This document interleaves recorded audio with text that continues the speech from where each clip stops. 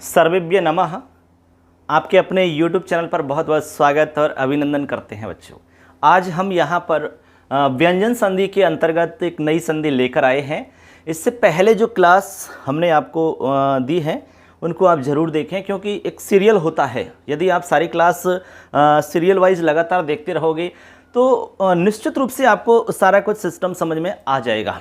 ठीक है ना। बहुत सारी चीज़ें होती हैं जो एक दूसरे से कनेक्ट होती हैं, और वो सारी क्लासेज आप लगातार देख पाते हैं तो वो सारी चीज़ें क्लियर हो जाती हैं। ठीक है बच्चों, आज हम आपको ये मानकर चलिए कि व्यंजन संधि के अंदर सबसे सरल संधि बता रहे हैं। सबसे सरल, जैसे कि हमने आपको स्वर संधि के अंदर सबसे सरल दीर्घ संधि बताई थी, उसी तरह से आप यहाँ पर व्यंजन संधि में मान सकते हैं अनुस्वार संधि।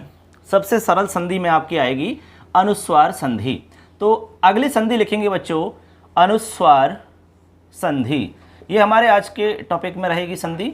अनुस्वार संधि के बारे में हम पूरी जानकारी देखेंगे। इसमें हम पूरा कुछ आपको बताएंगे कि भाई किस तरह के प्रश्न इसमें आ सकते हैं, और इसमें अपवाद वाला जो नियम है वो भी आपको समझाएंगे। एकदम आसान तरीका से आपको समझ में आ जाएगा, और एक बार यदि आपने ये देखा तो फिर कभी भी कोई प्रॉब्लम आपको नहीं आएगी। ठीक है। अब देखो बच्चों, अनुस्वार। अनुस्वार तो आप जानते होंगे। वैसे अनुस्वार का मतलब देखो, अनुस्वार का मैं चिन्ह बताता हूँ आपको, उससे आप क्लियर हो जाएगा कि अनुस्वार है क्या। देखिए, अनुस्वार हम इस तरह से बनाते हैं। ये हमारा अनुस्वार का चिन्ह है। अनुस्वार जो होता है वो इस तरह का बनता है, और ये किसकी जगह होता है? ये मैं और न की जगह होता है। यानी मोस्टली ज़्यादातर आपको म की जगह हम अनुस्वार करते हैं, ऐसा आपने देखा होगा। लेकिन कुछ कंडीशनों में मैं और न, इन दोनों की जगह भी अनुस्वार आपका हो जाता है, ये वाली कंडीशन। अब कैसे होता है वो हम बताएंगे। नियम के अकॉर्डिंग ही आप सीख पाओगे। तो अनुस्वार का ये वाला चिन्ह होता है। आपने बहुत बार शब्दों में ऐसा लिखा देखा होगा, जैसे रामम। ठीक है, आपने देखा होगा विद्यालयम, इस तरीक़ा से लिखा आपने देखा होगा। और कहीं कहीं पर आपने ऐसा भी देखा होगा भाई, इस तरीक़ा का। अब जो ये मैं है, ये मैं ही अनुस्वार में बदल रहा है। तो अब यहाँ पर ये प्रश्न आपका बन जाता है कि ये जो मैं है ये इस स्थिति में कब रहेगा और इस वाली स्थिति में कब जाएगा। यही तो नियम है अनुस्वार संधि का, यही हमें समझना है। यानी ये जो मैं है ये इस तरह का कब बनेगा, अनुस्वार में कब परिवर्तित होता है, अनुस्वार में कब बदलता है, इसकी कुछ कंडीशन होती है, इसकी कुछ शर्त होती है। ठीक है ना, तभी जाता है ये, ऐसे नहीं जाता अपनी मर्जी से। तो चलिए हम इसका अर्थ समझाते हैं। तो चलिए बच्चों, अब हम इसका सूत्र समझते हैं और सूत्र के आधार पर संधि को हम क्लियर करते हैं। सबसे पहले सूत्र देखेंगे इसका हम।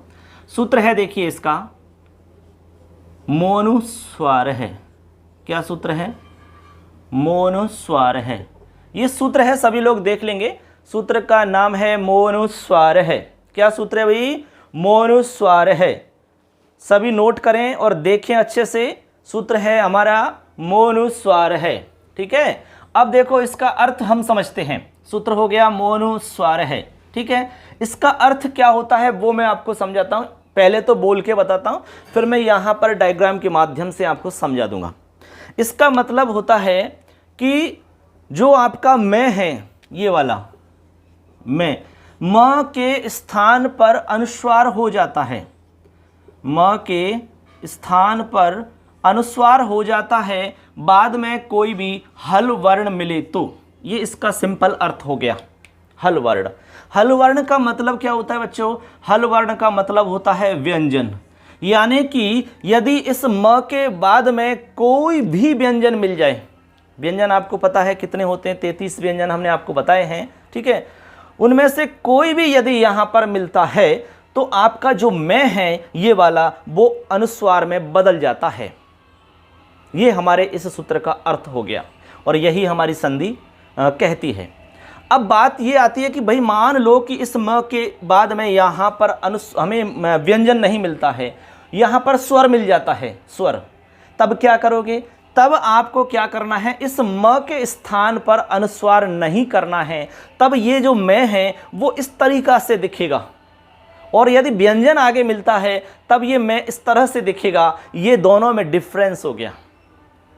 दूसरा तरीका आप ऐसे समझ सकते हैं बच्चों कि जो मैं है ना, ये मैं, देखिए ये मैं जो है, इस मैं की व्यंजनों के साथ में बहुत पुरानी दुश्मनी है, बहुत पुरानी दुश्मनी चल रही है इस मैं की व्यंजनों के साथ में। अब व्यंजन बहुत सारे भाई सबके साथ में चल रही है इनकी, कोई आपस में कोई उनका विवाद हो गया होगा, कोई लड़ाई झगड़ा हो गया होगा बहुत पहले, तब से ये बेचारा इनसे छुपता डोल रहा है, छुपता हुआ घूम रहा है। जब भी ये दिखते हैं तो छुप जाता है, रूप बदल करके गोलमोल हो जाता है।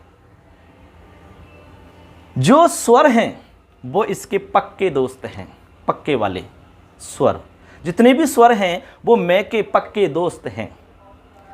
जब भी मैं को यहां पर स्वर दिखाई देंगे ना तो मैं उनको गले लगा लेगा ऐसे, मैं, यानी कि आगे यदि यहां स्वर मिल जाते हैं तो हमने कहा कि भाई स्वरों के साथ में तो इसकी पक्की वाली दोस्ती है, तो स्वरों को गले लगा लेगा, यानी कि स्वर इसमें आके मिल जाएंगे। और यदि व्यंजन मिल जाएगा तो देख करके तुरंत भाग जाएगा, छत पे चढ़ जाएगा और गोल गोल हो जाएगा।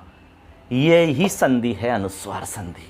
जैसे देखो यहां पर आप देख पा रहे होंगे, जैसे मान लो एक उदाहरण हम लिखते हैं, जैसे हमने कहा कि भाई हरिम वंदे, हमने कहा हरिम वंदे। अब यहां पर ये मैं बैठा हुआ है बेचारा और इसके जस्ट सामने यहां पर व्यंजन दिखाई दे गया इसको, तो हमने कहा कि व्यंजनों से तो इसकी बहुत पुरानी दुश्मनी है। जैसे ही इसको व्यंजन दिखाई दिया ये तुरंत भाग करके ऊपर चढ़ गया और गोल गोल हो जाता है, मतलब ये इस तरह से ऊपर भाग के चला जाता है और ऐसे गोल गोल हो जाता है जिससे कि इसको पहचान नहीं सकें। ये हो गया हरिम वंदे, इस तरह से बनता है ये काम। तो बात को समझ के होंगे आप, ऐसे होता है। यहां व्यंजन कोई भी व्यंजन हो सकता है, और यदि यहां पर स्वर मिलता तो स्वर को तो गले लगा लेता ये, क्योंकि पक्की वाली दोस्ती है। जैसे एक उदाहरण देखिए भाई, जैसे मान लो कि हमने कहा कि विद्यालयम गच्छति। देखो मैं दोनों उदाहरण समझाता हूं। हमने कहा विद्यालयम गच्छति, तब तो ये वाला इस तरह से हमारा वाक्य बनेगा। यहां पर जो आपका मैं है वो इस तरह से दिखाई देगा अनुस्वार के रूप में, और हमने इसी को इस तरह से कहा विद्यालयम। अब यहां गच्छति नहीं है, हमने आगच्छति कर दिया। बात को समझना, ठीक है।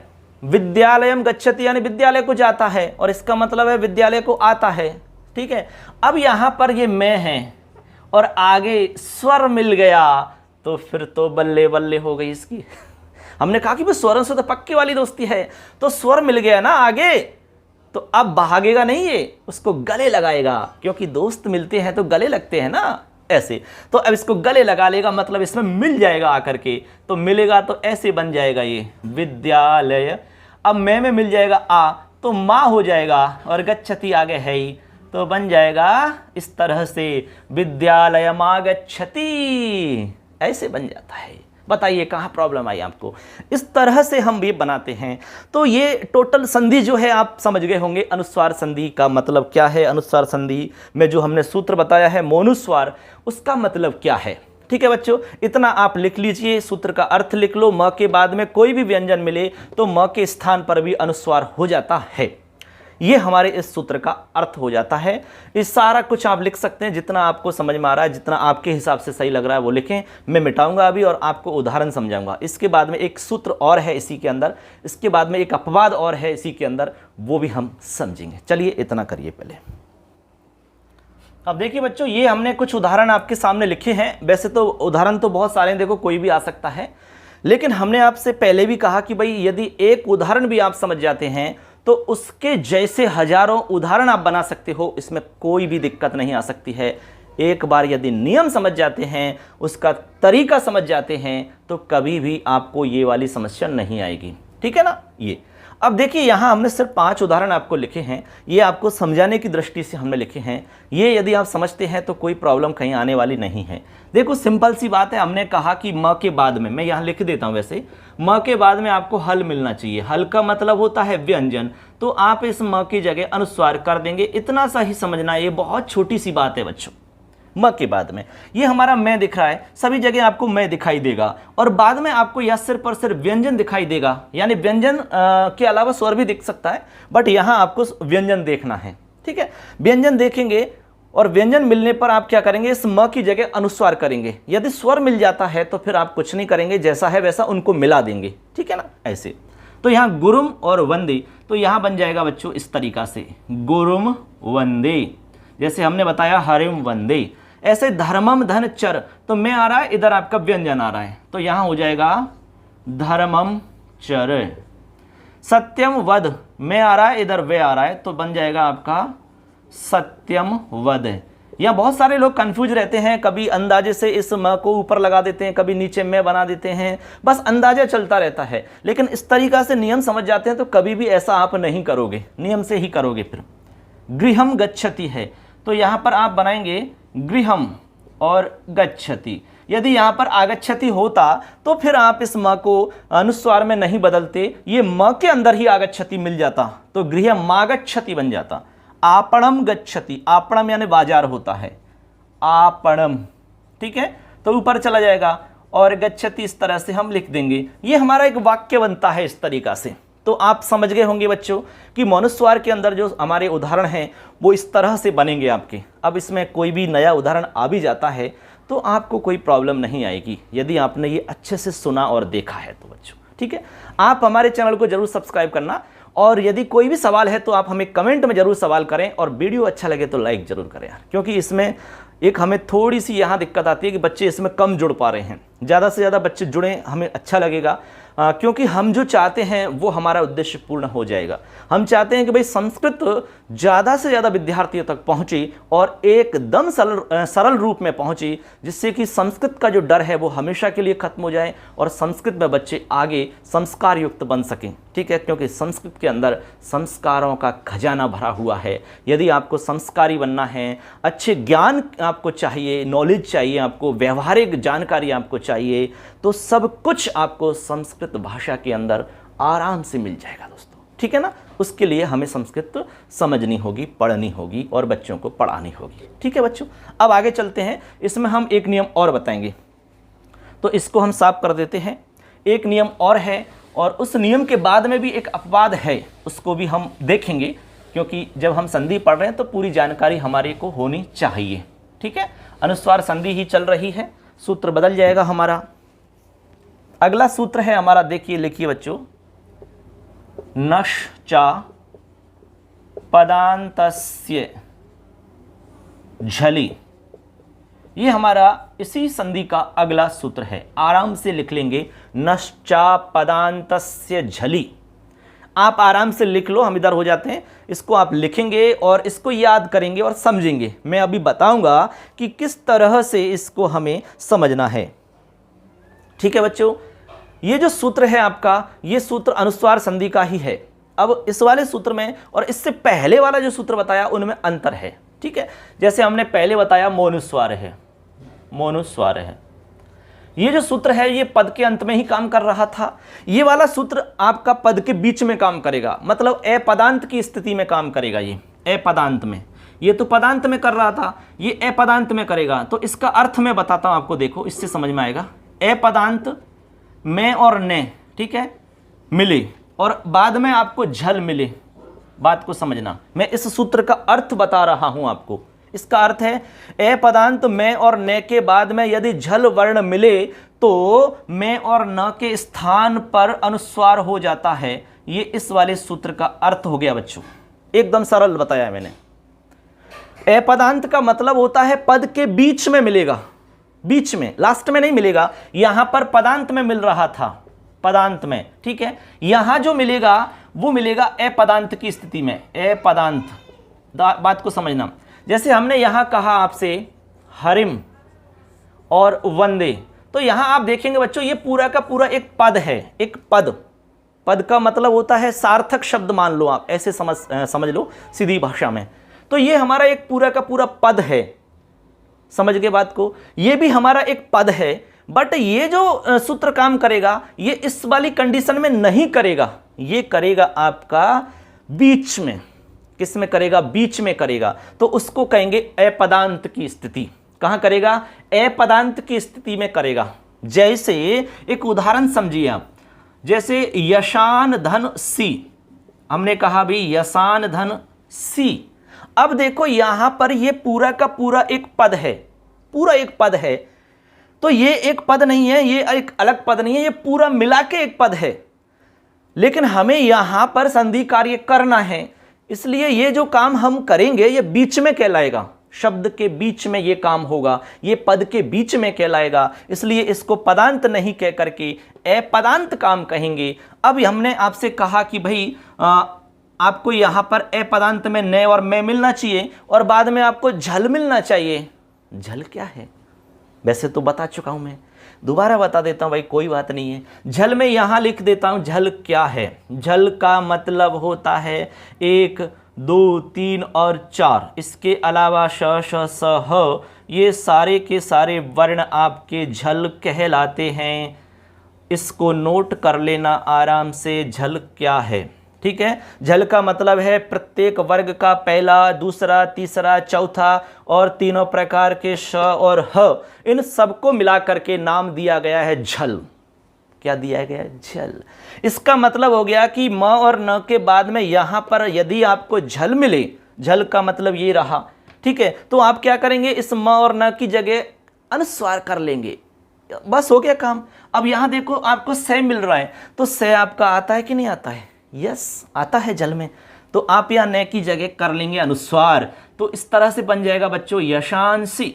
देखिए आपने ऐसा शब्द देखा होगा। तो अब ये बीच में आया है आपका अनुस्वार, जो बीच में आता है वो पदांत नहीं होता, वो अपदांत होता है, ये आपको समझ में आना चाहिए।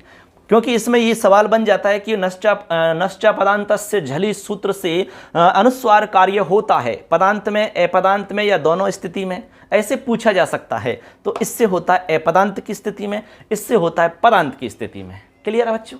लिखो, इसको नोट करिए, मैं आपको कुछ उदाहरण बताता हूं। लिखिए। अब देखिए बच्चों, इस तरीका के हमने यहां उदाहरण आपको बताए हैं। 4 उदाहरण मैंने लिखे हैं, एक मैंने आपको पहले ही समझा दिया है। अब इनको हम समझते हैं, ठीक है। हमने कहा कि भाई उदाहरण तो आपको देखो बहुत ज़्यादा बता भी दें हम, लेकिन ज़रूरी नहीं कि इनमें से आ जाएगा, लेकिन नियम हमारा ये का यही रहेगा। और वैसे हम जो भी उदाहरण यहाँ बता रहे हैं वो सब के सब उदाहरण वेरी वेरी मोस्ट इंपॉर्टेंट हैं। हमें पूर्ण विश्वास है कि आपके 99% उदाहरण इनमें से मिलेंगे। पेपर देने के बाद में आपको खुद को विश्वास हो जाएगा, ठीक है। तो चलिए, हमने आपसे कहा कि भाई अपदांत की स्थिति में मैं या न मिलना चाहिए, ठीक है, और बाद में आपको झल मिलना चाहिए, ये हमने आपको बताया था। तब आप इसको क्या करेंगे, अनुस्वार करेंगे। ये हमने सूत्र का अर्थ समझाया था आपको, ठीक। तो यहाँ पर आप मैं या न देखेंगे, मैं या न, बस देखो न मिल रहा है, मैं मिल रहा है, न मिल रहा है, न मिल रहा है, तो मैं या न मिल गया। इधर आपको क्या देखना है, झल देखना है। झल के लिए हमने आपको बता दिया भाई पहला, दूसरा, तीसरा, चौथा और तीनों प्रकार के आपके श मिल जाएंगे और है, इन सबको हम झल कहते हैं। इनमें से कोई भी वर्ण आपका इधर मिलना चाहिए। तब आप क्या करोगे, इन न और मैं की जगह अनुस्वार कर दोगे, ठीक है ना। जैसे मनान है और न है, इधर से आ रहा है तो कोई दिक्कत नहीं है, बन जाएगा आपका मनान सी, इस तरह से, ठीक। ऐसे ही आक्रम या मैं आ रहा है, इधर से आ रहा है, तो यहां बनेगा आक्रम स्यते, आक्रम स्यते, इस तरह से बनेगा, ठीक है। आगे है वासान धन सी, तो यहां बनेगा वासान सी, वासान सी। सरान धन सी है, तो इसमें बनेगा सरान सी। इस तरह से इसके उदाहरण बन जाते हैं, कोई भी प्रॉब्लम नहीं है, कितने भी उदाहरण आप बना सकते हो। तो ये हमारा नश्चा पदांतस्य झलि सूत्र हो जाता है। ये उदाहरण नोट कर लीजिए। अब बच्चों इसमें सिर्फ और सिर्फ एक अपवाद वाला सूत्र बचा हुआ है, उसको भी समझ लेते हैं, फिर हमारी ये वाली संधि कंप्लीट हो जाएगी। चलिए उसको भी देखते हैं। अब देखिए बच्चों, इसको हम यहाँ से मिटा रहे हैं क्योंकि हमें केवल एक सूत्र और समझना होगा, वो अपवाद वाला सूत्र है, ठीक है। उसको समझना जरूरी है क्योंकि बहुत बार अपवाद वाला ही पूछ लिया जाता है हमसे, तो हम चाहते हैं कि भाई आपका सवाल गलत नहीं हो, तो उसको भी बता देते हैं। चलिए सूत्र आप नोट करेंगे। सूत्र है मोराजी, मोराजी समः क्वौ, मोराजी समः क्वौ, ये हमारा सूत्र है बच्चों। आप आराम से इसको नोट करें। मोराजी समः क्वौ सूत्र है, लिखो मोराजी समः क्वौ, लिखा सबने, मोराजी समः क्वौ, ये क्या है, सूत्र हो गया हमारा। अब देखो इस सूत्र का अर्थ क्या है, अपवाद वाला है, ये लिख सकते हैं आप नोट में, अपवाद। ये कह रहा है कि हमारा जो सम उपसर्ग है, सम उपसर्ग के म के बाद, सम उपसर्ग के म के बाद में यदि आपको क्विप प्रत्ययान्त राज शब्द मिले, राज शब्द, बात को समझना, ये कंडीशन समझो पहले आप। ये कह रहा है कि इधर आपको सम उपसर्ग का मैं मिले, सम उपसर्ग का मैं, ठीक है, इसमें दे रखा ना समय, इसमें राज भी दे रखा है और क्विप दे रखा है क्वौ, और ये मो दे रखा है। तो ये कह रहा है कि सम उपसर्ग के म के बाद में यदि इधर आपको क्विप प्रत्यांत राज शब्द दिखाई दे तो यहां अनुस्वार कार्य नहीं करना है, अनुस्वार संधि का काम नहीं होगा। हालांकि प्राप्त हो रहा है, क्योंकि इधर मैं आ रहा है, इधर आपका वो आ रहा है व्यंजन, तो हमें पता है कि भाई म के बाद में व्यंजन आता है तो अनुस्वार हो जाता है, ये तो नियम हम जानते ही हैं। लेकिन यहां कह रहा है कि नहीं होगा, ये विशेष कंडीशन है, स्पेशल कंडीशन बता रहे हैं आपको। तो अब देखो अर्थ समझ में आ गया होगा, दोबारा सुन लो। सम उपसर्ग के म के बाद में यदि क्विप प्रत्यांत राज शब्द मिले तो यहां अनुस्वार संधि का कार्य नहीं होगा, ये इसका अर्थ हो गया। ठीक है, अब तो ये आपके समझ में आ गया होगा इसका अर्थ। अब मैं इसमें उदाहरण समझाता हूं आपको, केवल एक ही उदाहरण हमें समझना है, ज़्यादा इसमें माथाफोड़ी नहीं करनी होगी आपको। देखिए इसमें एक तो बनता है आपका जैसे सम प्लस में राट। अब जो राट है ना, ये राज से ही बना हुआ है। किससे बना है? राज से। तो हमने कहा कि भाई इसमें क्विप प्रत्यांत राज शब्द होना चाहिए, तो इसमें क्विप प्रत्यय लग करके ये राट बनता है। ठीक है, ये एक लंबी प्रोसेस है, इस पर हमें ज़्यादा नहीं चलना है, केवल इतना समझ लेना है कि भाई राट मिलेगा और राट राज से बना है और इसमें क्विप प्रत्यय लगता है, फिर पूरे इस प्रत्यय का लोप हो जाता है। पूरी प्रोसेस इस तरह से बनती है ये। अब सम और राट हो गया, तो यहाँ पर देखो व्यंजन है, इधर मैं आ रहा है। नियम से तो ये है कि अनुस्वार प्राप्त हो रहा है, बट इसने मना कर दिया है कि सम उपसर्ग के मैं के बाद में यदि यहाँ क्विप प्रत्यय वाला राज शब्द मिलता है तब आपको अनुस्वार नहीं करना है। बहुत सारी जगह वहाँ कर लेना यार, यहाँ मत करना, ये मना किया है, ये विशेष है, ये अपवाद है। ठीक, तो यहाँ नहीं करोगे तब क्या बनेगा भाई? हमारा बन जाएगा सम, देखो सम हो गया ऐसे, और राट ऐसे बन जाएगा, समराट। बनेगा कि नहीं बनेगा? ऐसे हमारा रूप बनेगा सम्राट। क्या बनेगा? सम्राट बनेगा। कि एक ऐसे रूप बन जाएगा। इसको हम दूसरे तरीका से भी लिख सकते हैं, ये मैं आधा है और इधर रह है, तो ये दोनों को हम मिलाएंगे तो हम ऐसे भी लिख सकते हैं, सम्राट, ऐसे भी लिख सकते हैं। दोनों स्थिति हमारी ठीक है। सम्राट ये ज़्यादा सही है, और ऐसे लिखेंगे तो इसमें भी कोई गलत नहीं है, क्योंकि हमने म हलंत किया है और राट लिखा है, तो दोनों को जोड़ने पर ये कंडीशन बनेगी आपकी, सम्राट। ठीक है ना? तो इस तरह से बच्चों ये हमारा शब्द बन जाता है। ये हमारा प्रथमा का एक वचन हो गया। ठीक है, अब मान लो हम दूसरा बनाते हैं, जैसे कि सम धन राज है, ऐसे, तो यहाँ पर भी बन जाएगी स्थिति हमारी। ठीक है, ये भी कोई प्रत्यांत है, तो यहाँ बन जाएगा आपका सम्राज है, ऐसे सम्राज है, सम्राजौ सम, देखो सम्राट सम्राजौ सम्राज है, ऐसे इसका रूप चलता है। ठीक है, तो इस तरह से हम इसको बनाएंगे। तो कुल मिलाकर के इस सूत्र ने ये कहा कि भाई सम उपसर्ग जो है उस म के बाद में यदि कुछ प्रत्यांत राज शब्द मिलेगा तो आप अनुस्वार संधि कार्य नहीं करोगे। इतना सा इसमें समझना है। तो इस तरह से मित्रों आज हमारी इस क्लास में हमने सीखा अनुस्वार संधि के बारे में। अनुस्वार संधि का जो भी हमारा चैप्टर है वो मैंने आपको पूरा यहाँ बता दिया है, और उम्मीद करते हैं आपको समझ में आया होगा। बहुत अच्छे से हमने बताया है, पूरा प्रयास किया है कि आपको सरल से सरल रूप में बताया जाए। ठीक है दोस्तों, इस तरह से दोस्तों आज की हमारी क्लास संपन्न हो जाती है। उम्मीद करते हैं आपको अच्छे से समझ में आया होगा, क्योंकि हमने बहुत सरल रूप में बताने का प्रयास किया है। ठीक है ना? अब देखो, आपसे हम बार बार कहते हैं कि भाई कोई प्रॉब्लम होती है तो आप पूछ लिया करें, कोई इसमें दिक्कत नहीं है। हमने आपसे बार बार कहा है कि आप कमेंट में जाके सवाल टाइप कर सकते हैं। कोई भी सवाल हो सकता है, आपका पढ़ाई से रिलेटेड हो सकता है, संस्कृत विषय के अलावा और कोई भी प्रॉब्लम आपकी है पढ़ने से लेकर के, तो आप पूछ सकते हैं, कोई प्रॉब्लम नहीं है। यदि चैनल से आप अब तक नहीं जुड़े हैं तो चैनल को ज़रूर सब्सक्राइब करना, क्योंकि सब्सक्राइब नहीं करोगे तो आपको क्लासेज नहीं मिल पाएंगी, उनकी सूचना आपको नहीं मिल पाएगी। दोस्तों इसमें कोई पैसा नहीं लग रहा है, तो फ्री का काम है। आपको हम इतनी मेहनत करके इतना कुछ दे रहे हैं तो आपको लाभ मिलना चाहिए, यही हमारा उद्देश्य है। सबके लिए नमस्कार। जय तु भारतम, जय तु संस्कृतम।